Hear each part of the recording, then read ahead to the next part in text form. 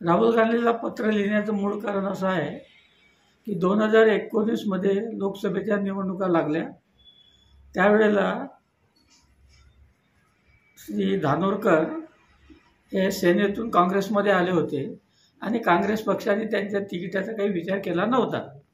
शेवटी ते मला फोनवर बोलले. मला ते फोनवर बोलले की तुम्ही कमीत कमी आता शरद पवारची भेट घेऊन माझ्यासाठी प्रयत्न करा. मी म्हटलं ठीक आहे, आपल्या समाजाचा माणूस आहे, खासदार होत आहे, बरोबर याचा खासदार एकही झाला नाही, होईल बा, चांगला काही दुरुस्त होईल बा. म्हणून मी शरद पवारांना भेट घेतली आणि त्यांचा भेट घेतल्यानंतर त्यांनी राहुल गांधींशी जी काही चर्चा केली असेल त्याच्यानंतर श्री धानोरकर यांची लोकसभेची तिकीट नक्की झाली. आता तिकीट नक्की झाली तर आम्हाला आनंद झाला. त्या आनंदाचा आणि जोशामध्ये आपला खासदार निवडून आला पाहिजे म्हणून रात्रंदिवस सगळ्यांनीच प्रयत्न केले. पण राष्ट्रवादी पक्षानं सुद्धा उत्तम प्रकारचं सहकार्य करून आणि उमेदवाराकडून कोणत्याही प्रकारची मदत न मागता लोकांनी सहकार्य केलं. त्याला जनमानसांनी साथ दिली आणि श्री धानोरकरजी हे खासदार झाले. आम्हालाही आनंद झाला. पण जसे जसे दिवस गेले त्यावेळेला आपल्या चंद्रपूर जिल्ह्यामध्ये दारूबंदी होती.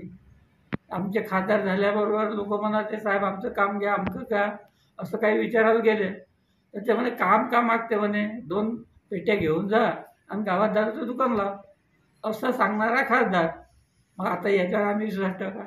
लोकांना तर हे सांगितलं, काही लोकसभा क्षेत्रामध्ये कोणतेही भरीव काम केलं नाही. पण त्यांनी एक नक्की काम केलं की गावागावात दारूचे दुकानं लावले. आज त्यांच्याकडे 17 दुकानं आहे आणि त्यांचे टार्गेट आहे काय, पुढच्या लोकसभा निवडणुकीच्या आधी मी 100 दारूचे दुकानं उघडेन.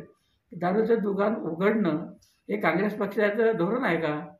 हे महात्मा गांधीचं धोरण होतं का जवाहरलाल नेहरूचं धोरण होतं? मग या सगळ्याला हे फासून तो आपला अवैधरित्या दारू विकत आला आहे. सगळ्या अधिकाऱ्यावर दबाव टाकल्यामुळे त्याच्यावर कोणी काही कारवाई करत नव्हता. आता दारू खुली झाली आहे. आता वाटेल तेवढी दुकानं खोलण्याचं त्याला लायसन्सच मिळालं आहे. आम्हाला असं म्हणायचं आहे की बा जो दारूच्या भरोश्यावर आणि जे काही शासकीय कामं चालतात त्या सर्व कामामध्ये ठेकेदाराकडून काही कमिशन घेणं आणि ते मिळालं नाही तर त्याचं काम होऊ न देणं, असं काम करण्यासाठी त्यांनी काही गुंड लोक पोसून ठेवले आहे. त्या गुंड लोकांच्या प्रवृत्तीमुळे काही क्षेत्रातली विकासाची कामं होत नाही आहे. ही एक आमची अडचण आहे. आणि हे वातावरण मी म्हणतो असं नाही आहे. तर या संपूर्ण निर्वाचन क्षेत्रामध्ये, लोकसभेच्या निर्वाचन क्षेत्रामध्ये मी अनेकांशी चर्चा करून असं मत बनलं आहे माझं की आता या ठिकाणी काँग्रेसला जर आपला उमेदवार निवडून यावा असं वाटत असेल तर काँग्रेसनं सक्षम असा दुसरा उमेदवार द्यावा. आणि जर काँग्रेसकडे नसेल तर त्याचा मित्रपक्ष राष्ट्रवादी आहे तर राष्ट्रवादीचा मागा. पण कोणत्याही परिस्थितीत चंद्रपूर, वणी, आर्णी हे लोकसभा क्षेत्र हे काँग्रेस किंवा त्याच्या मित्रपक्षाकडे राहावं अशी माझी मनोमन इच्छा असल्यामुळे मी राहुल गांधींना पत्र दिलं आहे किंवा तुम्ही या पत्रावर तुम्ही विचार करा आणि पुढच्या भविष्यामध्ये निर्णय घ्या. दुसरं असं की मी राहुल गांधींना पत्र देण्याचं दुसरं एक कारण असं आहे की 2019च्या लोकसभा निवडणुकीसाठी राहुलजी गांधी चंद्रपूरला श्री धानोरकर यांच्या उमेदवारीला पाठिंबा देण्यासाठी प्रचारासाठी ते इथं आले होते. त्यावेळेला माझी स्टेजवर त्यांच्याशी भेट झाली. त्यांच्याशी मी चर्चा केली आणि त्यांना ग्वाही दिली होती की उमेदवार तर निवडून येईल, पण मी आता तुम्हाला श्री अरविंद आश्रमतर्फे प्रसिद्ध होणारं जे पुस्तक आहे तुम्हाला दिलं, ते पुस्तक तुम्ही नीट वाचा आणि ह्याच्यातून काय संदर्भ घ्यायचा असेल तर संदर्भ घ्या.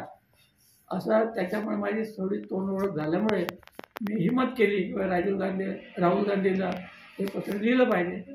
आणि त्याप्रमाणे मी राहुल गांधीला पत्र लिहून या लोकसभा क्षेत्रातलं जे जनमानस आहे त्याची उमटणाऱ्या ज्या प्रतिक्रिया आहे ती माझ्या पत्राद्वारे श्री राहुलजी गांधी यांना कळवण्यात आलेली आहे.